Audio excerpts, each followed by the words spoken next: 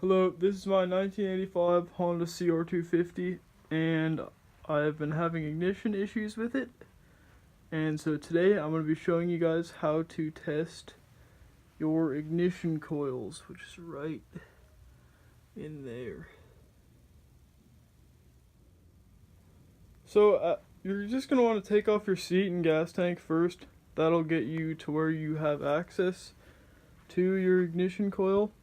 And then it's going to be this little box right there with that's the spark plug wire coming out on this side. And then you have your two inputs right there. And this one on this side too, right here. There are the two. So what you're going to want to do is pop the one off like we just did here. So I'm going to go ahead and take this one off right now. Alright guys, so now as you can see I've got my coil disconnected from the inputs from the CDI box with those labeled right and left just so I don't have any doubts about screwing things up. So now all I have to do is unbolt that mount right there and pull the coil off, and then we can get to actually testing our coil.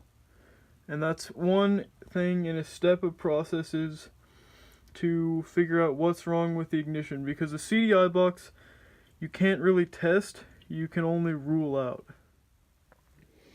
Alright guys, so this is pretty much the important part of the video right here. So we've got the coil off the bike, as you can see, and I'm using this meter to register the resistance between the two terminals on the coil, and it should be, from what I've heard, it should be between like 0.1 and 0.3, and this is way above that. Comment down below if that's inaccurate, because I would appreciate that if you know something different, but this looks to be way high, so that's an indication of a bad coil. You want it to be within the factory specs.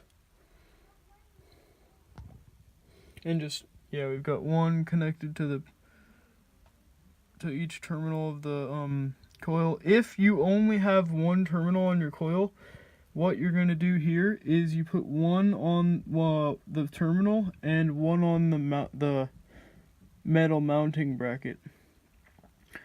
Of course you'd want to clean that, that's way too dirty, but I don't have to do that because I have the two terminals.